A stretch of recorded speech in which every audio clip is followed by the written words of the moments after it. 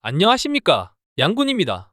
이번 영상에서는 지금까지 주말 농장을 한락하는 땅에 대해서 온라인과 현장에서 확인한 뒤에 직접 경매에 입찰하는 절차를 말하려고 합니다. 그리고 실제로 경매에 입찰하기 전에 내가 입찰하려고 하는 경매에 대해서 다시 한번 확인해야 합니다. 입찰한 뒤에는 되돌릴 수도 없고 잠깐의 실수가 실제로 금전적인 손해로 이어질 수 있어서 반드시 확인, 또 확인하시면서 진행하셔야 합니다. 특히 경매 조건도 중요합니다. 화면에 보이는 매각 조건을 확인하면 조건에 따라가 쉽게 인수를 받을 수 있는 경우도 있지만 돈은 돈대로 투자하고 땅은 제대로 활용하지 못하는 상황이 벌어지게 됩니다. 또 지금 말씀드리는 경매는 주말농장용 땅을 구하는 거라가 대법원 정보조회에서 물건 내역을 확인해 보시게 되면 물건비고에서 농지취득자격 증명원이 필요하다는 표시가 되어 있을 것입니다.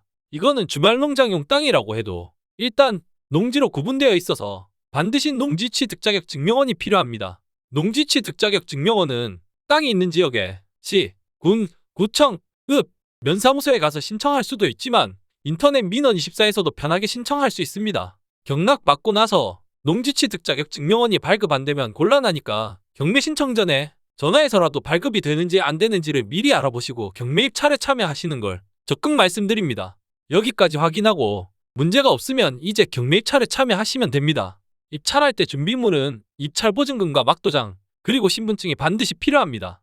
경매는 보통 오전 10시에 시작하는데 시작하고 나면 집행관이 경매 진행에 대한 이야기와 절차, 그리고 주의사항들을 이야기하는데 대충 10분에서 15분 정도 진행되니 경매가 처음이신 분들은 한 번쯤 들어보시는 것도 도움이 많이 되실 겁니다. 그 다음에 경매가 진행되는데 입찰 보증금 봉투와 입찰 봉투, 그리고 입찰 신청서는 그때 나눠주니까 앞에서 받아가라고 할 때까지 그냥 기다리고 있으면 됩니다.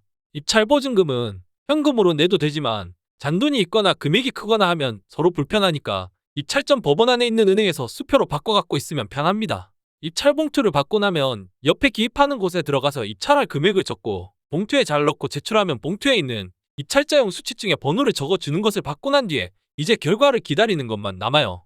입찰 금액을 적을 때는 꼭 내가 적은 금액을 여러 번 확인해야 합니다. 영 하나에 상당히 황당한 상황이 벌어질 수도 있고 한 번 적어서 제출된 금액이 실수였다고 해도 되돌릴 수 없습니다. 개찰은 보통 오전 11시 10분쯤부터 시작하는데 개찰 순서는 정해진 순서가 없고 집행관 마음이니 편하게 기다리면 됩니다. 개찰할 때는 돈을 제일 많이 적은 사람부터 3등까지 발표하는데 만약 제일 많이 적은 사람이 2사람 이상일 땐 다시 입찰해서 1등을 결정합니다. 그리고 내가 1등이 되면 그 자리에서 최고가 매수 신고인 증명서를 받고 며칠 뒤에 나머지 돈 내라는 영수증을 우편으로 보내줍니다. 그 뒤에 내가 입찰할 때 적은 금액에서 보증금을 뺀 금액을 납부하고 법원에서 2주 동안 문제가 있나 없나를 심사하게 됩니다. 농지취득자격 증명원은 이 기간 안에 제출해야 합니다. 지금까지 아무런 문제가 없고 경매에 대한 이해관계인들이 이의 신청을 하지 않으면 경락이 확정되고 최고가 매각 허가 결정을 한 뒤에 결정문을 받으면 경매까지의 절차는 끝나게 됩니다. 이렇게 보마 경매 입찰에는 별로 어렵거나 복잡한 게 없지. 경매 참여는 작성할 때 정확하게 작성해야 하는 거 말고는 별로 복잡한 게 없습니다. 경매 입찰 전까지 조사하는 게 조금 복잡한 것들이 있기는 하지만 경매 입찰부터는 시간과의 싸움입니다. 법원에서 진행되는 일들은 시간이 많이 걸리니까 입찰 받고 나면 시간을 넉넉하게 생각하고 진행하셔야 정신건강에 좋습니다. 지금까지가 부동산 경매에 대한 절차에 대해서 말씀드렸고요.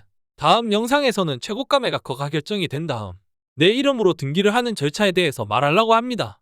영상이 유익하셨다면 구독, 좋아요 부탁드립니다.